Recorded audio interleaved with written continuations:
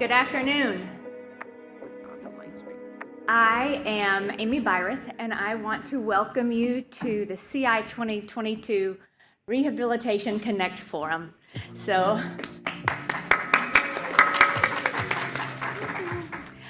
the development of the forum really is a result of you and all of our habilitation, rehabilitation, and educationally minded members of the ACI Alliance, and your request for us to have more in-depth sessions that were really focused on research to practice. So I hope you enjoy the forum. I hope that you will walk away today having had an experience where you're gaining information and ideas related to research-based, clinically applicable things that you can go back and hopefully implement first thing Monday morning. So in addition to that, I would like to invite you and encourage you to join us after the second session at our Continue the Conversation, where you will be able to interact with all of our presenters and with each other, and there will be wine. So without further ado, I would like to introduce Andi and Marguerite. Andi Hill and her family were trailblazers in pediatric cochlear implantation and listening and spoken language in the mid-1990s and early 2000s. With this came an expanded need to advocate at all levels, something that crystallized for Andi when she explained, or had to explain, cochlear implant technology to a geneticist in 1997. Her early advocacy work on behalf of her own children and as a member of Alabama's Newborn Hearing Screening Implementation Task Force has led to over 2 decades of educating, coaching, guiding, and advocating with and for countless children who are deaf or hard of hearing and their families in medical, education, and public policy arenas. Andi is the proud mom of Jessica, Jared, and Julianne, all highly successful cochlear implant users. She is president of the newly formed Center for Advancement of Next Gen Deaf and a member of the Council of Parent Attorneys and Advocates. She has a storied career of service as a board member to multiple organizations and entities which serve the needs of infants and children who are deaf or hard of hearing, including her state's EDI Advisory Committee and as an ACI Alliance state champion. Marguerite Vasconcellos is a LSLS teacher of the deaf and special education administrator whose professional career has focused on supporting spoken language options for children with hearing loss and their families. Among the first to implement auditory verbal practice in a public school setting, Marguerite blazed a trail for others in Pennsylvania.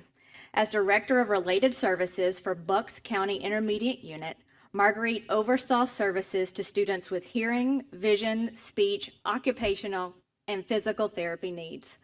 Marguerite's leadership has extended to serving as Pennsylvania's state chapter president for A.G. Bell, president for the Division of Communicative Disabilities and Deafness of the Council for Exceptional Children, and currently as the Delaware state champion for the ACI Alliance. Marguerite has collaborated in auditory verbal therapy textbooks, served as an adjunct professor at the College of New Jersey for 21 years, and is currently an adjunct in the School of Education at Drexel University in Philadelphia, Pennsylvania. Last summer, Donna Sorkin asked Andi to write an article for ACIA's Calling newsletter.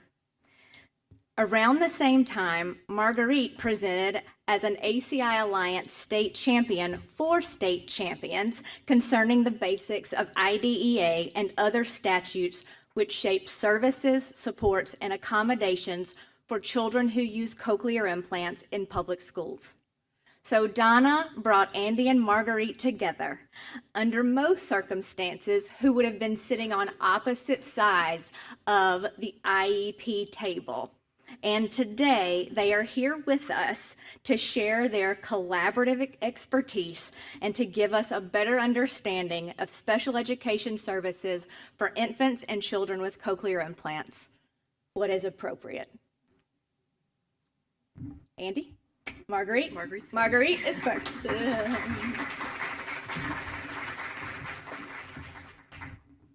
Good afternoon, and thank you. Thanks, Donna, for the new friend I found and for a new partner in crime, so look out. I'm retired now, so there's time to do lots of fun things. As you can see, we've selected a pretty ambitious title for this talk. And when you leave today, you're not going to have a cookbook for how to do it all, because there isn't one. But you will be equipped with a strong understanding of how you can activate some underutilized aspect of IDEA, the Individuals with Disabilities Education Act. We believe that appropriate means what a child needs at a given moment in time, and that it needs to be reflected in an IEP that is devised to provide meaningful services and supports. Click the clicker. There are our disclosures. Our project began with a hypothesis. We felt that enhanced outcomes for children who listen with cochlear implants can result from strong, empowered families working in tandem with well-informed professional teams. Comprehensive teams for CI users of all ages should be interdisciplinary, involving home, clinical, and educational partners, working not in silos, but together to support student growth. With the intent to strengthen these foundations, it was first to examine their current status, and hence our action research. Thank you to all of those who participated in our survey. ACIA supported our survey by distributing the survey link through their website. We activated some other professional and personal connections in order to get some answers. The fundamental questions that we sought to explore were two. Are families equipped to advocate for the unique learning needs of their children with cochlear implants? And how can professionals support that advocacy on behalf of the children that they serve? Our survey yielded about 300 responses. It was at 300 that we stopped and took a pulse and started to do our analysis. 2/3 of those responses came from professionals in the field, while 1/3 were from parents of children who use CIs. Several of those professionals, as we all know, wore two hats. They were both parents and professionals in the field, parents of children with implants and professionals as well. Our map represents the respondents of our survey and where they came from. 38 of our 50 states were represented, and those are the ones you see in green. In addition, we had a few responses from Mexico, Canada, and England, but I didn't add them to this map. Most of our responses, coincidentally, were from Alabama. Can't imagine why. But Pennsylvania and Texas were not far behind. This slide, and I hope you can see it, shows the age range distribution for the children of our respondents. So parents who responded had children in this age range. More than 50% of the responses came from parents of children younger than 6 years old. That's meaningful for a variety of reasons, but for our purposes, it's important to note IDEA-based services and supports for children in that 0 to 6 age group undergo two major service delivery transitions in that short period of time. And so we've got a group of parents who responded who really need what we hope to accomplish.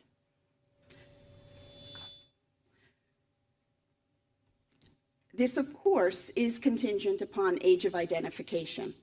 Some of those kiddos may have been identified a little bit later, and so we would see them in different aspects. Another 28% of our respondents had children in the 7 to 18-year range. They too undergo some educational transitions that are mandated by IDEA along the way. We won't be heavily focusing on them today, but know that we recognize there's more to it.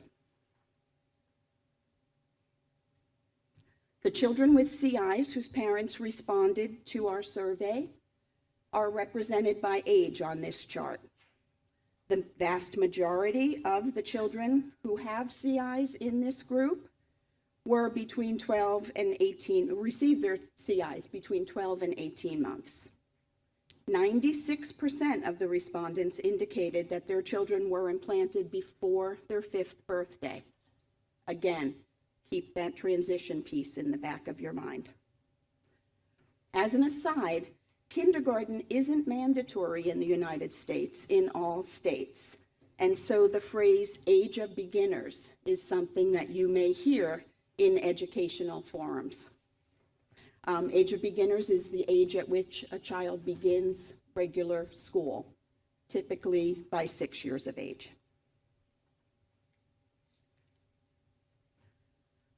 We asked our parents when services for their children began. 48% of them said that it was before 6 months of age. So everyone, give yourself a pat on the back. That's good. But it also means that 52% had services that started after 6 months. Again, this survey did not control for age of diagnosis. So know that we recognize that. Again, we just wanted to kind of capture a pulse of where parents were and what they were thinking. The data still confirms that we have work to do with regard to our EDI guidelines. And we know that there's a call for potentially shifting them downward even further to the 1, 2, 3. Let's do it. Let's do it. We asked our families when the services to support their child's hearing loss began.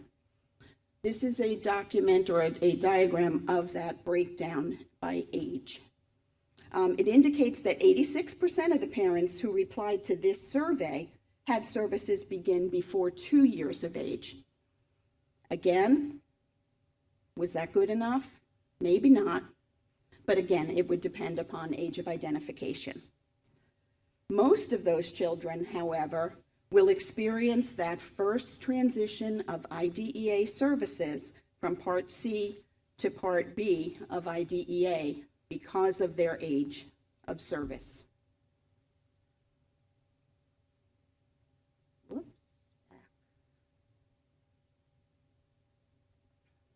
I'm good. Parent responses to this survey provide really significant insights into the vast array of services that contribute to our students' success. The basics are noted here, and these are the ones with which we're all familiar to some extent. But other categories that were mentioned include an ENT nutritionist, developmental specialists, CHIP coordinators, neuronet providers, behavior analysts. Of particular note in our little study was the fact or was the mention of early intervention coordinators. Most of you are likely familiar that when a child is identified before age 3, the services are provided under Part C of IDEA, and there's a gatekeeper. There's an early intervention coordinator. I've edited a little bit, but one of the phrases used more than once, and this is heartbreaking, was that the EI coordinator, forgive me in advance if any of you serve this role, was useless. And that's just devastating to hear after all this time and all the opportunities to improve, to have a professional who's holding the key for a number of our families described in that manner was really concerning. And so, with Carol Dweck in mind, let's take that as a siren call to do something about it. We can help those early intervention coordinators to understand our children are entitled to have someone at the table in that regard and in that role who knows what they're talking about. And let's see what we can do collectively to help that happen. It's a target. They're a target for sharing information. IDEA, as well as the Joint Committee on Infant Hearing, indicate that this team member must have knowledge of the situation that they're working with, or seek it from another individual. Everyone in this room, raise your hand. It could be you. The recent activity in LA should really serve as a reminder to us all that we want the appropriately prepared individuals at the table supporting our kids. We asked parents about the additional services that their children received as part of their IDEA, or part of their IEPs. And there was nearly universal mention of hearing assistive technology, and that's good. We should celebrate that, but we also have to be cautious in that, because putting it in the IEP is different than seeing it on a shelf when you visit a classroom. Or seeing microphones that aren't charged. And so our work doesn't stop with the development of a document. We really need to be able to collectively address the fact that things need to continue to happen. One of the most interesting comments on this list of questions, or on our questions, in response to our questions, was the listing as a special service of extra absences being allowed for attendance to mapping and audiologic appointments. And I scratched my chin, I rubbed my head, I thought, wow, I should have known. Andi and I had our Zoom meeting, of which there were many, and she said, oh, that was me. So, cheers. Cheers, Steve, and thank you. Because that is something very important. Our kids are succeeding, and they're moving forward in programs that allow them to function on very high levels, perhaps in contention for things like valedictorian and salutatorian of their classes. And if they're there, and there's a coin toss because this child had perfect attendance and yours didn't for legit reasons, we want to make sure that it's documented. And so, there's never too much to think about. But in many, many years of writing and reviewing and revising IEPs, that was a new one for me.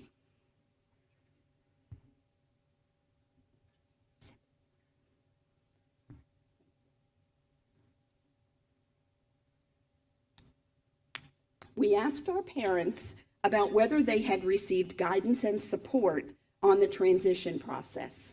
And remember, these parents represent the whole spectrum of age.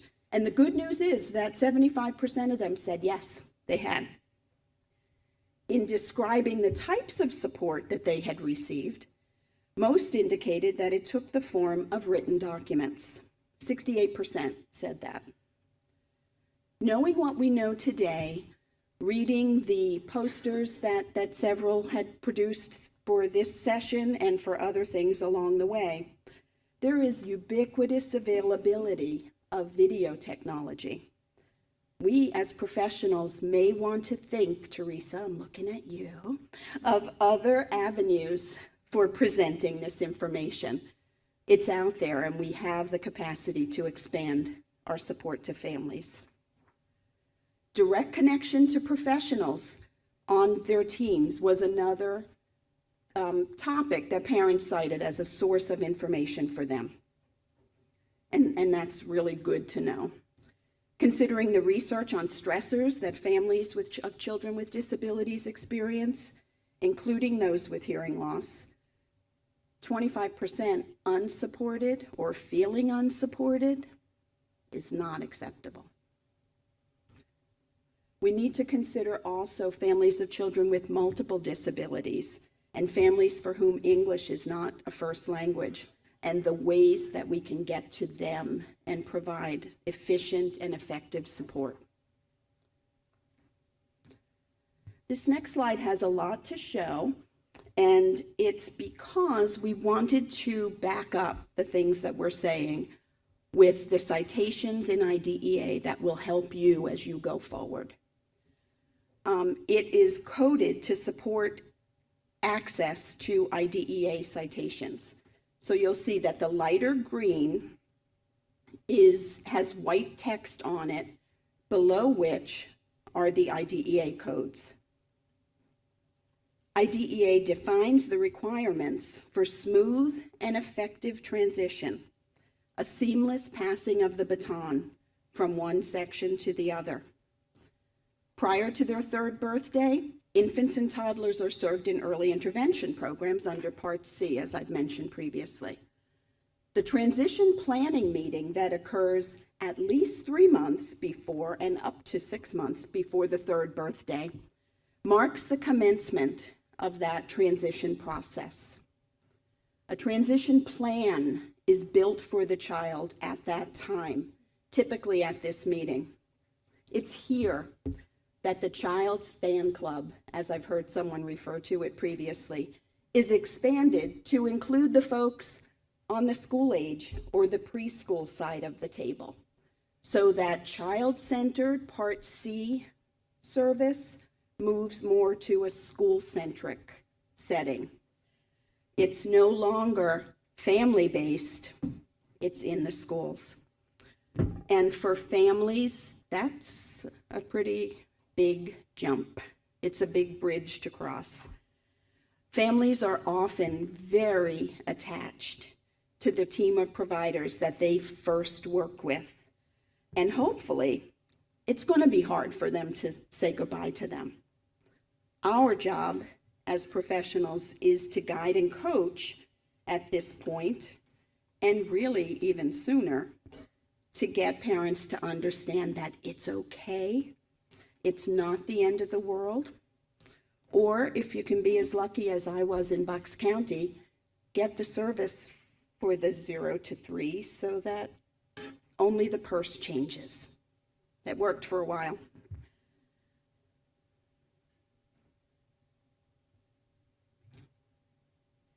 So now I have to click. You're going to have to remind me. This slide just talks about what transition is, and it's zoomed in again on that transition from 0 to 2 to 3 to 5. And it doesn't occur necessarily at the most convenient time for a family. Maybe their child was a later onset loss that wasn't identified in newborn screening, and they get started in services at 18 months or 2 1/4.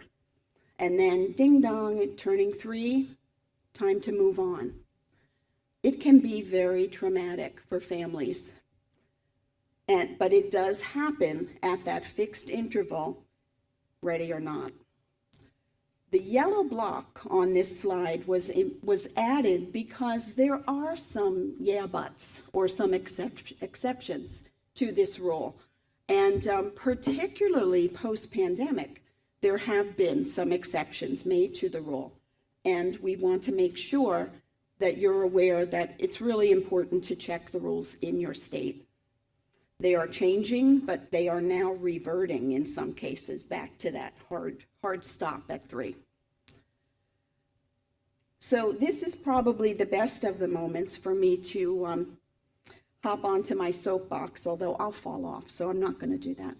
But we need, as professionals, in all aspects of service, whether you're in a clinical setting, whether you're in a school-based setting, whether you're on the floor in mommy's living room, we need to prepare families from the get-go for this transition.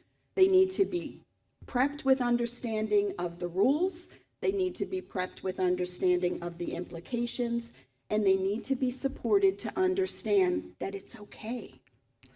And the way we do that is to teach them and to empower them and to direct them to others who went through it last year. and to provide them with the resources that they need to understand that big bad IEP is not big bad IEP, although they can be. So that's the IDEA part of transition. Take a look at the other non-legislated transitions that our kiddos will experience in just 21 years of life. I shared with Andi just before the session, and I'm going to talk faster, that my daughter sent me pictures of my 5-year-old grandson who graduated from preschool today.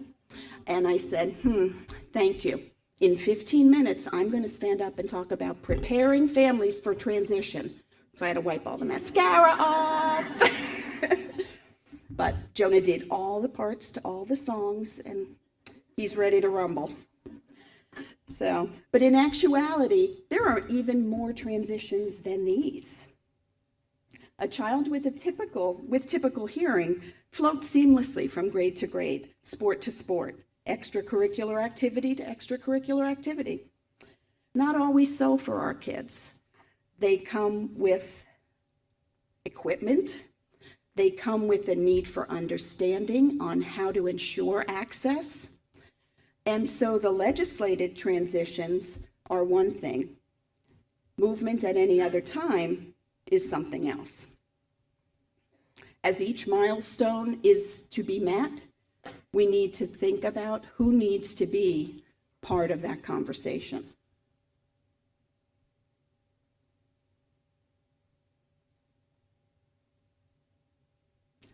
Sometimes we just have to stop. Sometimes a transition is unexpected.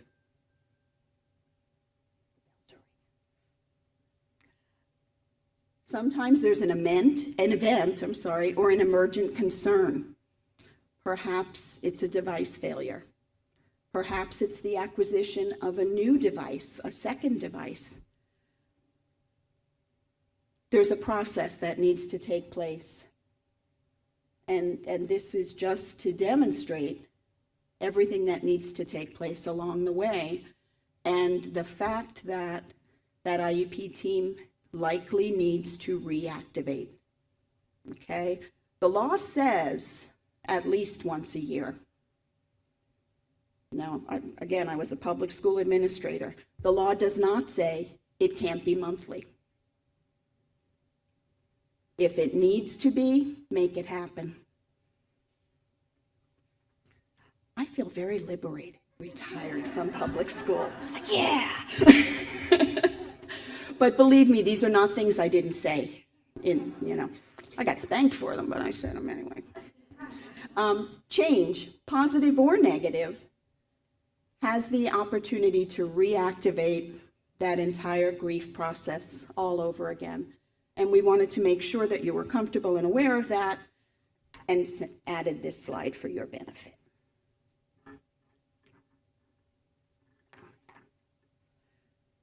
Families in this study acknowledge that the challenges were real all along the way. We asked them what was the most difficult, and most of them said, we can't tell you, they were all hard. Specifically, they noted issues with what to do regarding services at identification. They didn't know what to ask for. They don't know what they don't know.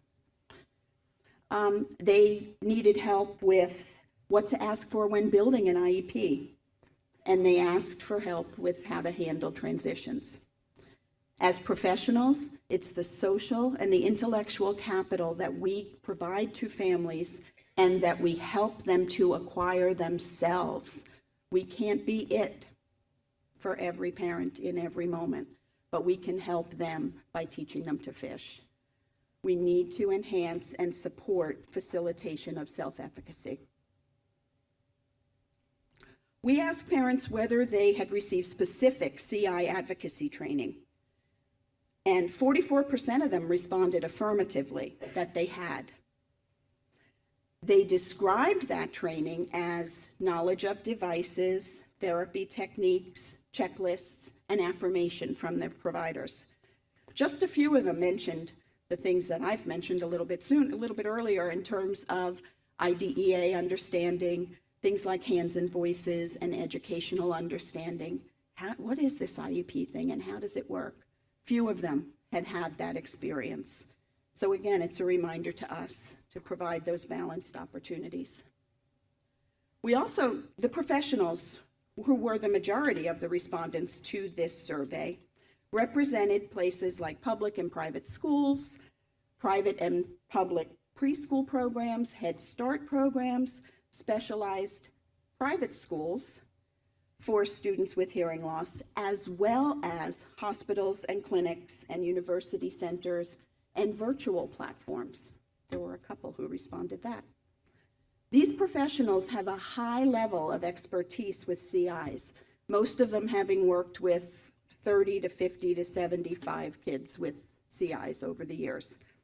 10% of those professionals who responded indicated that they weren't at all comfortable with explaining an IEP, talking about an IEP, understanding what needs to go in it, or how they could help to make that happen. Others, and those were those who said they were not at all comfortable. Others had some levels of comfort, but to varying degrees. We need to note that on the team, those on the team who have the most knowledge of the implant and how it works and the child's capacity to listen with it, need a place at the table in IEP meetings. I know. We know that's not going to be physically possible, but we think we have an idea. No pun intended.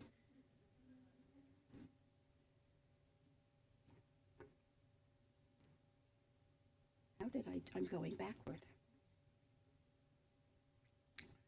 58% of our professional respondents had some form of advocacy training.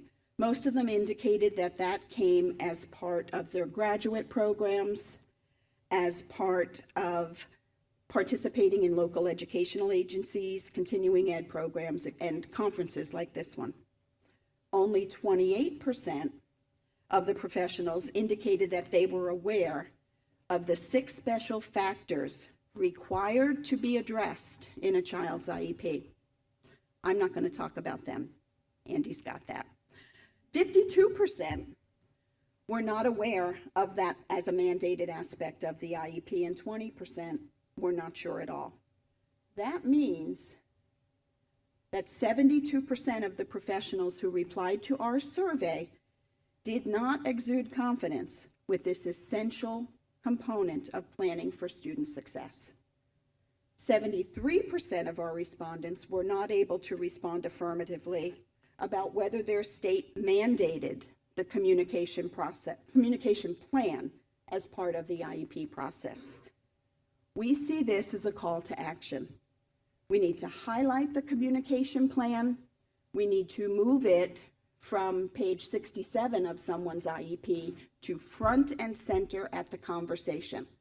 Whether it means 2 meetings, whether it means a pre-meeting, whether we devise some kind of fabulous electronic possibilities, and I've been talking to my CHOP friends about how that might happen, but we need to do something. We need to get that communication plan front and center. Foundations of appropriate for our children who are deaf and hard of hearing include individualized consideration of their unique needs, utilizing those 6 special factors in IDEA. To promote best outcomes for children who are deaf and hard of hearing and use CIs, teams have to facilitate seamless transitions and appropriate individualized supports for the children by being informed and intentional. Meaningful understanding of those 6 special factors with documentation that the discussion occurred in the communication plan or some other formal mechanism will enhance opportunities across the educational lifespan. And in keeping with the theme of facilitating transitions, I now pass the clicker to Andrea. She's going to tell you a little bit more about our plan.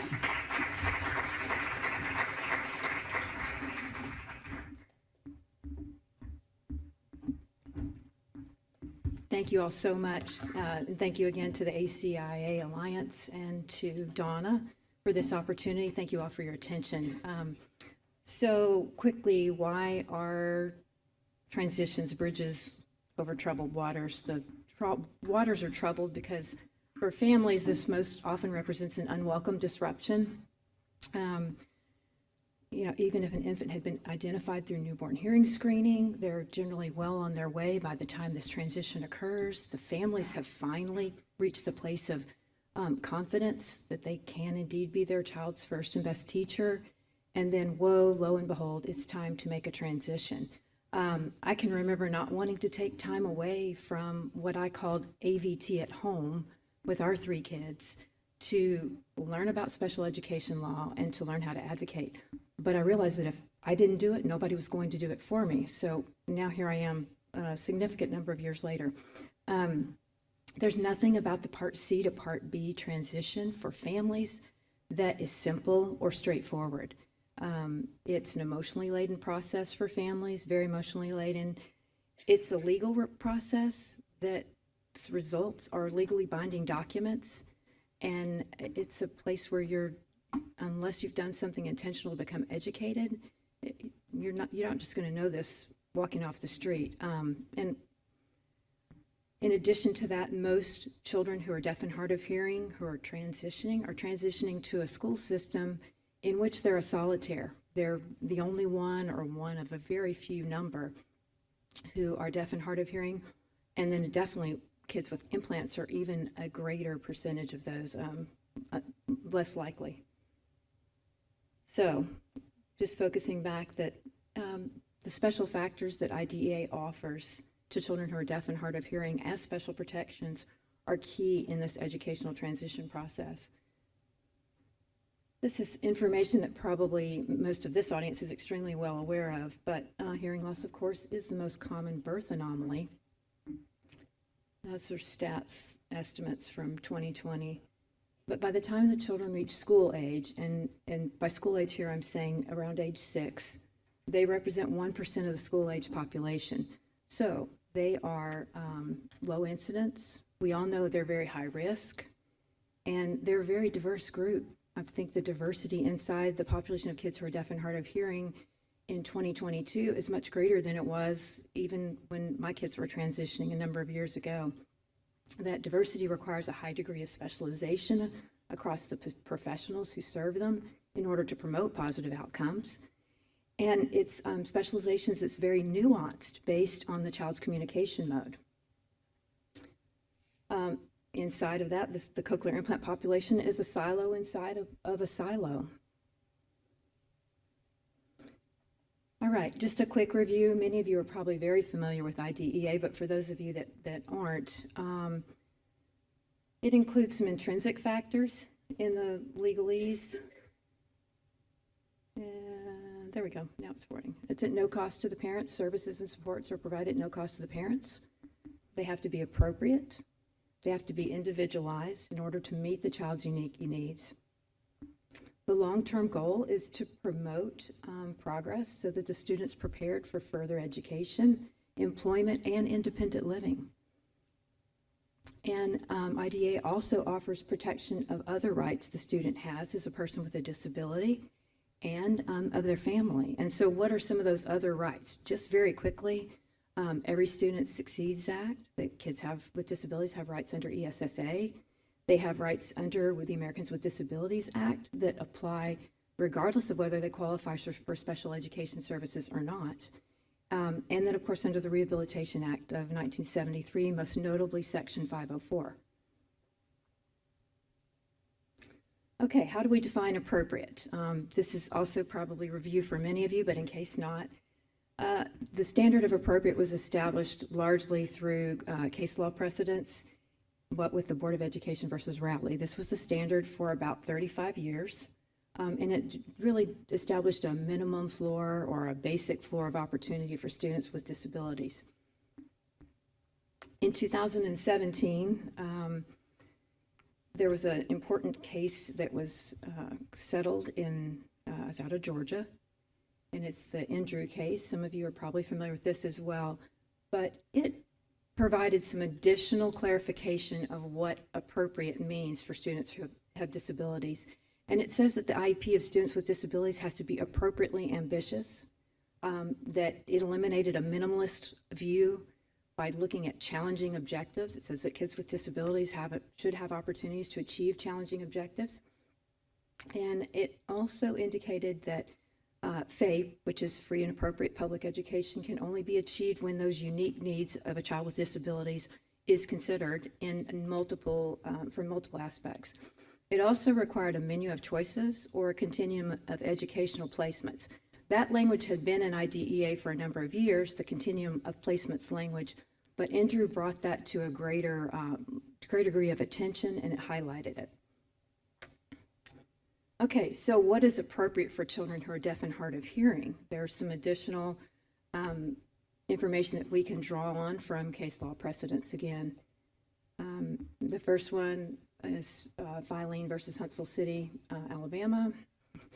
And that says that to draw appropriate conclusions for IEPs and educational programming, the school teams must consider all aspects of hearing loss, whether they have been diagnosed and identified or just suspected. And in this particular case, the hearing loss was suspected, but the school team completely dismissed and ignored it. And then there are two different cases, one out of California, one out of Florida, both in which the absence of specialized expertise of professionals like yourselves, cochlear implant specialists, AV specialists, listening and spoken language specialists, CI audiologists, educational audiologists who work with the CI population, in the absence of the inputs and in some cases the services contracted for those families, for those children, the education IEP was declared completely inappropriate. So those are both very compelling.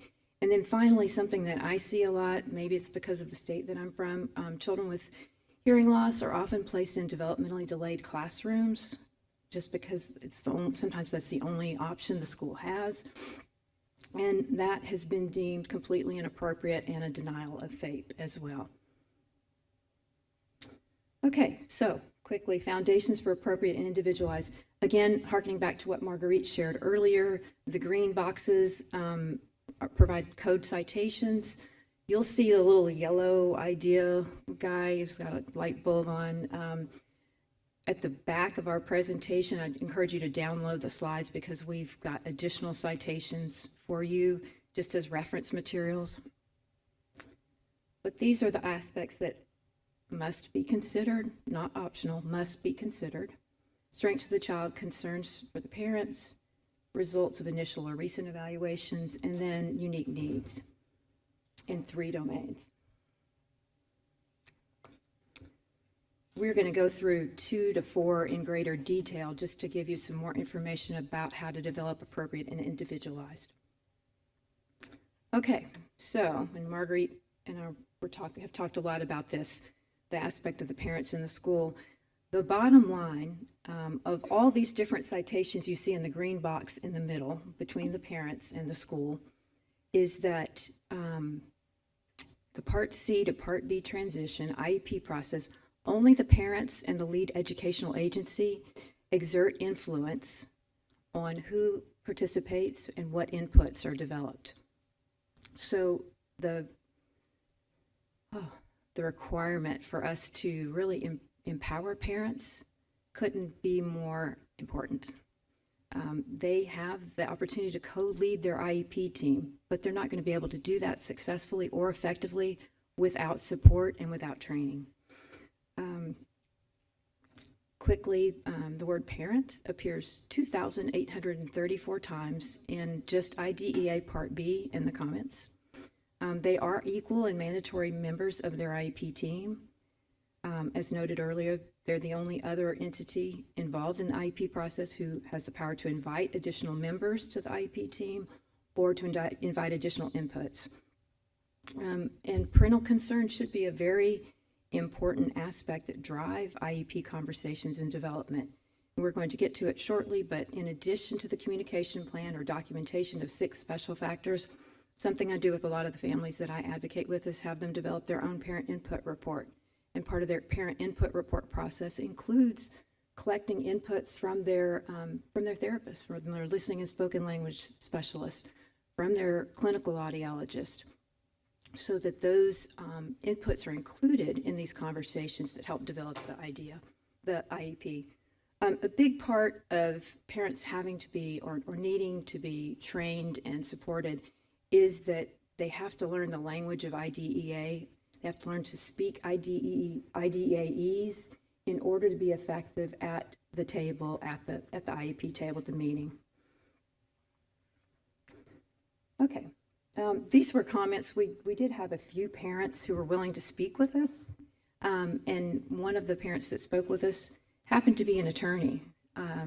So it was interesting to get her perspective on the process, the IEP process. And I think what I'd like to highlight here is that it was being trained as an attorney that led her to feel comfortable with the process of developing an IEP. But she still had those emotional, that as a mother, that emotionally laden feeling of if this doesn't go well, my child's futures rest on my ability to advocate. It's a really frightening position to be in as a parent, and it was wonderful speaking with her, and I just thought that was quite fascinating. So, really quickly, the majority of parents, in case you're not aware, are not attorneys. So of the hundreds of families, a couple hundred families I've worked with through the last 20 years, only 4 have had an attorney in the family. And of those attorneys, none of them knew special education law. It's not lucrative. There's not a lot of remedies, so there's not anybody doing a lot of practice. You find more advocates that are knowledgeable about IDEA than you do attorneys. Okay, and then this is a quote from another parent that spoke with us, who is the parent of 2 children, one of whom uses cochlear implant and one who is really kind of newly identified. And just to highlight quickly the emotions she felt: intimidated and defeated. Just to give you the weight of what parents are experiencing. And then how she felt empowered with the coaching and guiding process that she was able to tap into. And what's at stake for these parents? A smooth and seamless transition, appropriate individualized educational programming, and their long-term outcomes. Their child's long-term outcomes are at stake. And what's the answer to this defeating process that parents feel? Enhanced resources to support families for the training, preparation process that they need to go through. Something that I didn't know about until I met Marguerite, center-based educational consultants, CI consultants. I had the pleasure when I arrived here of meeting S.E. Goldsmith, who is at the Children's Hospital of Philadelphia. She serves as part of their implant team. I think that's a phenomenal model. And as I've watched presentations over the last couple of days, I think I noticed that NYU has an educational consultant on staff, and perhaps UNC. And I just want to applaud anybody that is using that model. It's a great way to shepherd parents through this process. And then there's always private CI educational consultants or educational advocates. Some of those parents are able to locate through the Council of Parent Attorneys and Advocates. And then, of course, that meaningful support from the Birth to 3 team, your CI teams, parents being able to get that information, get that support from you as professionals so that they can provide those inputs is critical. I am from Alabama, and we do one thing really well. So I had to get one of my favorite coaches up here, but quickly, with the way, in the absence of state mandates for the documentation of special factors, or sometimes that's called a communication plan, parents are the vital key for ensuring the school system carefully considers those special protections for their child who's deaf and hard of hearing. And that preparation process involves a commitment and intentionality, just like parents commit to the process of identification of cochlear implant candidacy, of walking through the listening and spoken language process, or whatever communication mode they've chosen, working with their therapy team. That's very intentional and deliberate, and this process is, in my opinion, not nearly as involved, but it still requires a commitment. Okay, let's talk real quickly about IEP teams, who's required to be at the table and who's optional. In the case of a child who's deaf and hard of hearing, you'd be maybe surprised to learn that a teacher of the deaf and hard of hearing is not necessarily a guaranteed member of the team, sadly. A speech language pathologist from the school is not necessarily a guaranteed member of the team. An educational audiologist is not necessarily a guaranteed member of the team. And sometimes I've been in a number of IEP meetings where the principal is acting as the public agency representative, but doesn't have fiduciary authority. You're actually supposed to have someone there who has fiduciary authority. So in here, the green members are those that are required. The peachy orange are those that really need to be at the table, but are not specifically required for kids who are deaf and hard of hearing. And then the next two would have normally been in green because they are both required, but I want to draw special attention to those. We've already talked a good bit about parents, but let's talk about this question mark. Other individuals with knowledge or specialized expertise regarding the child. I am 100% confident that every one of you have specialized expertise and knowledge regarding the children that you serve who are transitioning from Part C to Part B. Let's just think about who some of those people might be. It's a really long list of people who, in theory, could be participating in this transition process, in the IEP process, in ways that help to cultivate the types of appropriate and individualized supports and services that children with cochlear implants need.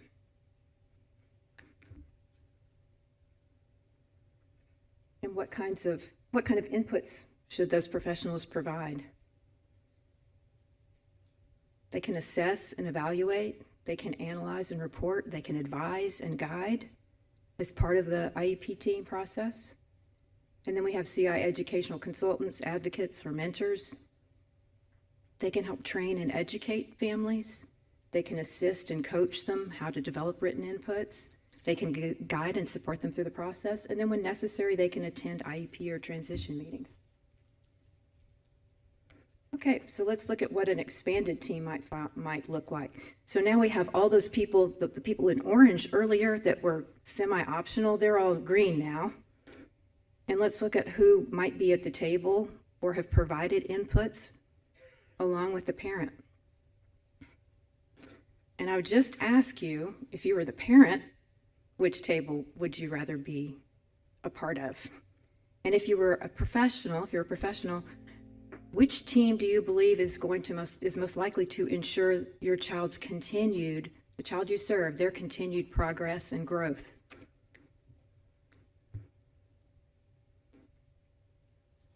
Okay, so let's talk about quickly evaluation. Evaluation is not a single measurement. It's a comprehensive evaluation according to IDEA. I've run across a number of school teams that do one PLS-5 and feel like that's enough to decide to make a determination. It's not. It does not mean a singular assessment, but it's comprehensive. It should be multidisciplinary.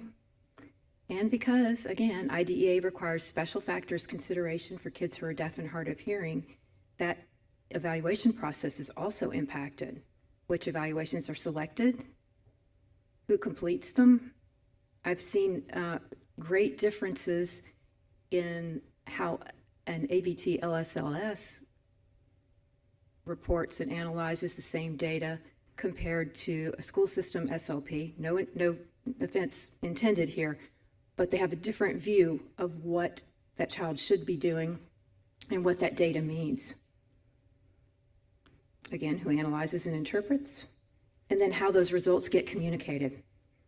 Again, once this underscores the importance of meaningful involvement from the CI and LSL specialists or other communication mode specialists.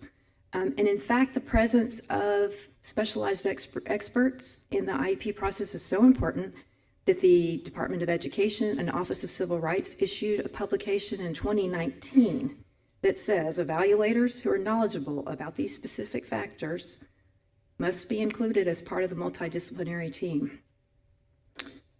And that's to ensure that the deaf students' needs are correctly identified. All right, so we need to talk quickly about the unique needs of the child in 3 domains. What I see most often when a child, because we do have a lot of kids now, they're getting bilateral cochlear implants when they're 9 months old, they're inappropriate services, The family's engaged, they're doing exceptionally well. They get to age 3 and the school system says, oh, they don't qualify. What I often see, and I'm sure that some of the other educational advocates do as well, is that the team hasn't fully considered their functional needs in terms of self-advocacy, self-determination, and the development of agency. And those are important. And at the end of the presentation, you'll also see that there are researchers aware that this whole being able to appropriately develop an assessment framework for kids who are in the 2.6 to 2.11 age range is really important. And there's a researcher actually from Alabama who's working on that. Okay. Oh, yes, and they should consider all areas of suspected disability. So, okay, what are these 6 special factors? Language and communication needs, full range of needs. I'm here to say you can just about drive a truck through that one. Opportunities for direct communications with peers and professionals in the child's language and communication mode. Opportunities for direct instruction in the child's language and communication mode. So opportunities with peers, opportunities with professionals. Their academic level, assistive technology needs, and that's what helps them to bloom and grow. The confusion somewhat arises about these 6 special factors because 5 of 6 of them are located in one paragraph of code at 34 CFR 300-324A-2-4. I do want to highlight that communication mode is listed twice, and this is one of my soapboxes, so I'm just going to stand on it for a moment. Listening and spoken language is a proper noun. It is a communication mode, and it should be protected as such.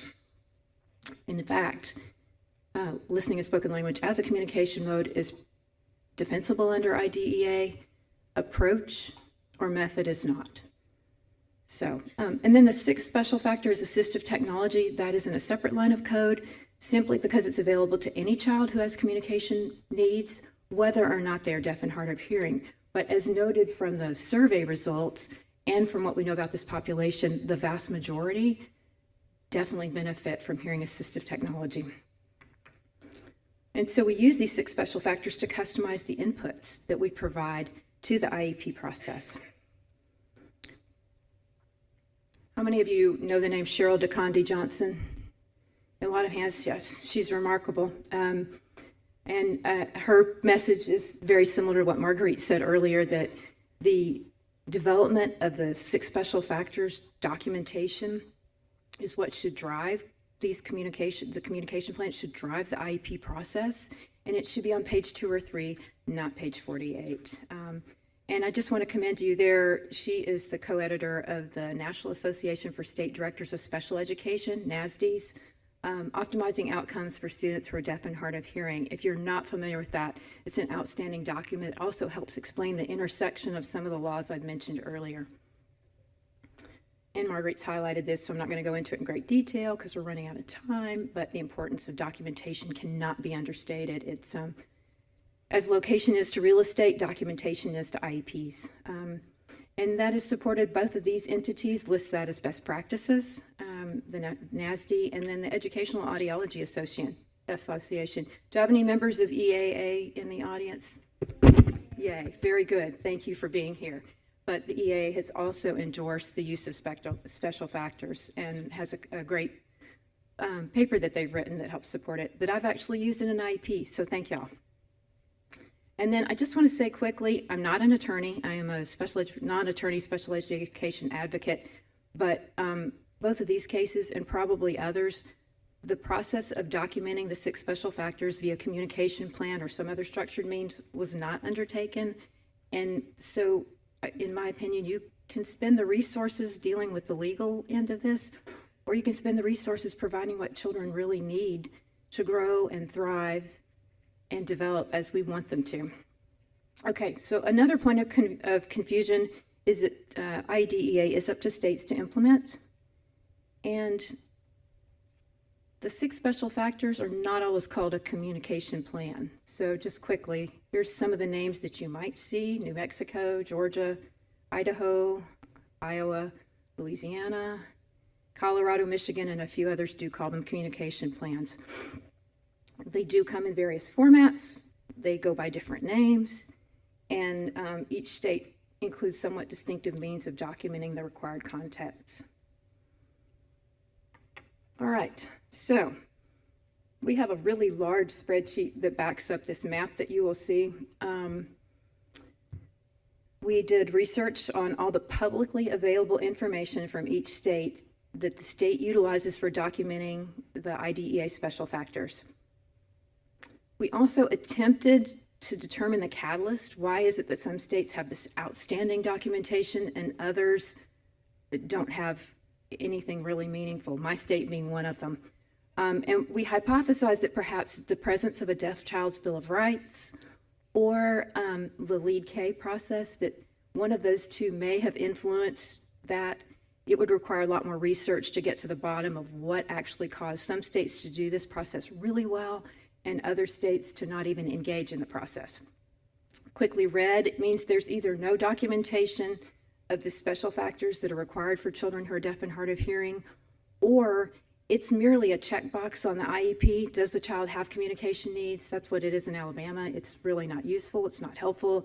There's not even a place in many of these states that are marked in red to indicate that the child is deaf and uses cochlear implants with whatever communication mode they may use. Yellow, it's incomplete or unclear. Just a quick couple of examples. South Carolina and Wisconsin both point to the requirement for the special factors, and they use a document for students who are deaf-blind.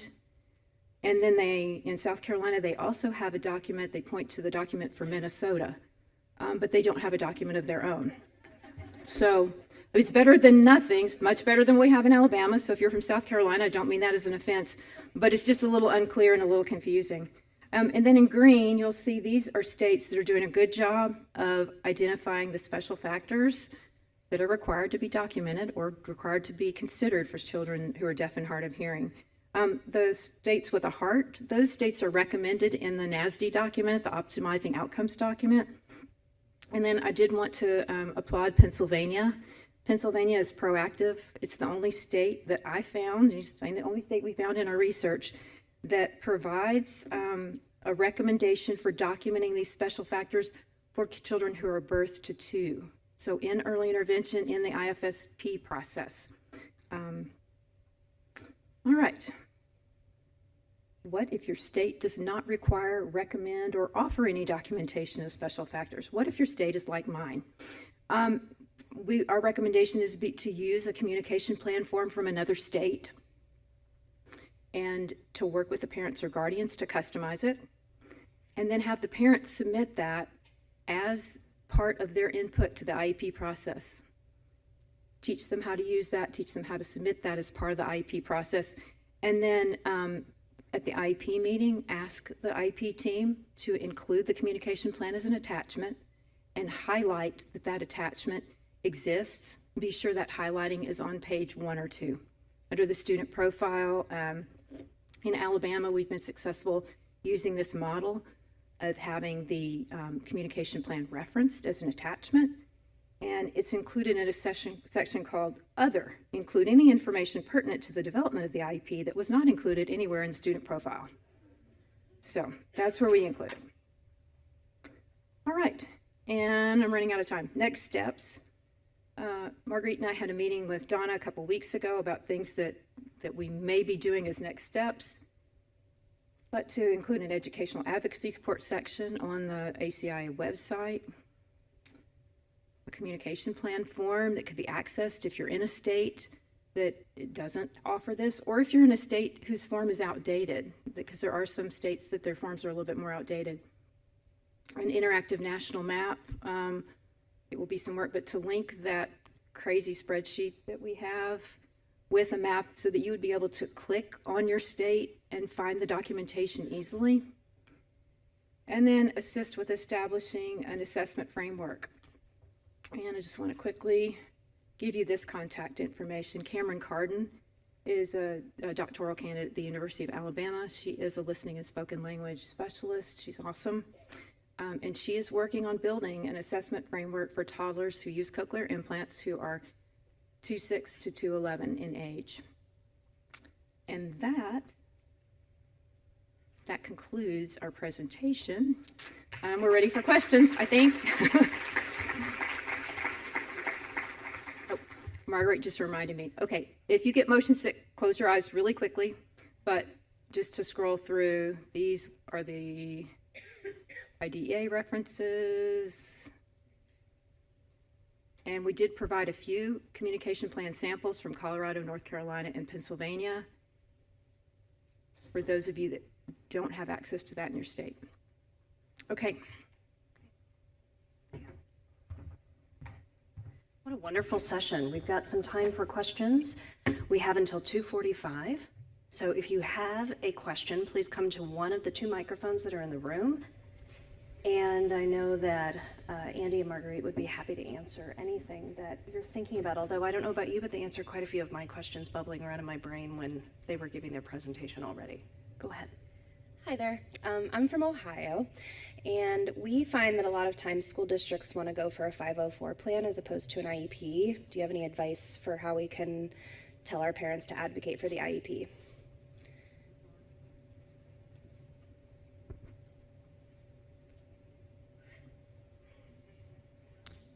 Could we make sure the audio is on for the table mics? Are we on? Test, test. Oh, there we go. Okay.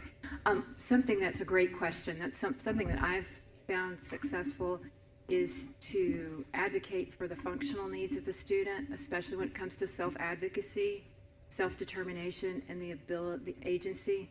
I'll just give you a really quick example. Our oldest daughter played competitive soccer, and she was playing in the high school state soccer championships. And that brings a crew of officials that are unfamiliar to kids with cochlear implants who are also wearing headbands to protect their implants. And he asked her to remove her ear jewelry. And I looked over and I saw Jessica with her hands on her hips. And she's telling him, she's talking to the official, and I'm thinking, oh goodness. And then she's pointing at me. And so what I found out after the fact is she told the official that she would not be removing her ear jewelry. Those were cochlear implants. They allowed her to hear him, her teammates. They gave her effective communication access, which is my civil right under ADA. And if you need to know more about it, that lady in the stands probably can enlighten you. So that's what we want for our kids. And until they're at the point where they're able to vocalize that for themselves, they still need support and training. So, and that is also, then you're drawing in more of the ADA provisions, but they're not going to get to that place without specialized instruction. And specialized instruction is what's covered in an IEP. So does that help at all? Okay. But over here. Yes. Hello, that's one. Hi. First of all, Marguerite and Andrea, thank you. So important. Everything that you said, I'm just so thrilled that you're here doing this. So, and thanks for the shout out. So I'm at Children's Hospital in Philadelphia, and I sit in and go through everything that they mentioned so many times. I just want to let everybody know, if you reference the Pennsylvania Communication Plan, I'm on a state committee to revise it. And I've been looking at, so I was so excited to speak with Andrea and Marguerite, been looking at a lot of states' communication plans and trying to pull what is best. One of the things that we're going to have some restrictions about is the legal team from the state that has to then look at what we propose. So we have a deadline by June 30th to hand in to the Department of Special Education the plan that we're revising. So if anybody is interested or looks at our plan, just know that it's going to even be really, really good. Really good. Hi, thank you so much for this valuable presentation. I know some of us professionals can be a little bit type A, SLPs, and you mentioned how we can guide families to fish. How can we as professionals let go a little bit and help guide without jumping in to save the day? Have we had this talk before? I think that it is a really delicate balance between preparing, supporting, empowering parents, and then being able to step back. And I think that part of it has to be that it's an ongoing process. It's not your transition meeting is next week, so let's tell you about how to do that. And please know, it's not the big bad school district. School districts want to get it right. They do. Some of them want it a little more than others, but they really do want to get it right. In many cases, they don't have the information that they need in order to provide that support. And so it is a balancing act, and you're spinning a lot of plates, but I think it's the ongoing pointing in the direction of knowledge. You don't want to be the professional who is the mouthpiece for a parent, because that's not empowering. And in fact, I think it's quite the opposite. We don't want parents who say, well, my district or my school or my program's going to tell you what I think. We need to help them to speak for themselves. I point you to literature, things from Karen Mapp, from Joyce Epstein about family engagement and what family engagement really is all about. And it's what we do as LSLS professionals because it's in the blood, but we can help others on our team to get there as well and to get those parents to the place they can go. Or just call Andi. She's got it. I just want to add to that when I work alongside families as an advocate, I do everything I can to prepare them ahead of time. And I very rarely have to say anything at the IEP meeting. Some of them want me to come with them just so that they've got that safety net. It gives them an added measure of confidence to know that if they get flustered, if they get emotionally overwhelmed, there's somebody who can speak for them. But I rarely have to step into that role because they're so they're so ready. They know their child better than I know their child, and they're the best advocate for their child, and we just have to help give them the confidence to do that. Thanks for this wonderful presentation. I'm one of those educational people at a CI center. And I just wanted to add to the comment that was made earlier. We've been doing parent coaching with the families starting in January if we know there is a May IEP, and it's a 3-session class on Zoom, come talk. But then, again, because of the luxury of my position, I get to do mock IEPs with the family ahead of time, and they script out what they're going to say, get the tears out of the way. And the way we set it up is I say at the IEP, if you forget something or feel overwhelmed, you can say, Uma, will you share what we discussed? Or if I see that you might need a little push, I will say, would you like to share what we discussed about literacy? And that, I mean, I'm not an SLP, but the type A is there. And that helps make sure that there is power to the parents and not the professional. And the best IEPs are the ones where I say nothing. I just go in, Absolutely. hang out, and come back. That's a wonderful process. I'd love It's to amazing. connect with you afterwards. Yes, if you- I'd be happy to talk about it.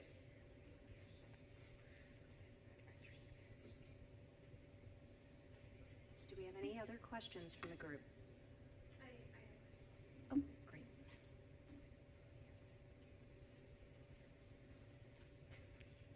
Hi. So my question is, I like the role of that knowledgeable CI person or parent advocate. I'm just a clinical audiologist, but I myself also have cochlear implants, and I think that advocacy part is really cool. But I'm just wondering, how do you get into that? Like, do you just try to find families on your own, or do you work with an agency to kind of connect you to families, or how did you come about that? So how I came into this was advocating for my own children, and that led to other parents asking me for documents, then asking me for advice, then asking me to attend IEP meetings with them. I will say that, in my opinion, the value of having someone like yourself, who is both a CI professional and specialist, and a person who uses cochlear implants, is incredible in this space in IEPs. I'd be happy to connect with you more afterwards. Yeah. But part of what I hope to do with the Center for Advancement for Next Gen Deaf is to tap into people who are Next Gen Deaf who are willing to serve as mentors to families, who are willing to become trained so that they can also help advocate, because I feel like it's even more powerful to hear from someone who's used a cochlear implant than it is to hear from a parent, no matter how many years of lived experience you have. So. And just to add to that, you said I'm just a clinical audiologist. No, no, no. Clinical audiologist, comma, goddess. So thank you. So that sounds like the perfect note to end our conversation today. I'm sure I'm not the only one in this room that feels very filled by this conversation, and I'm just so grateful for your time. Thank you, Andi. Thank you, Marguerite. Please join us for a coffee conversation, not with wine yet. That's not until 4:30. But for the next 30 minutes, we have a Rehab Connect coffee break in the room where all the coffee is. It just occurred to me that I didn't know where it was. Thank you, everyone. We'll see you back here at 3:15 for the second part of our rehab conversation.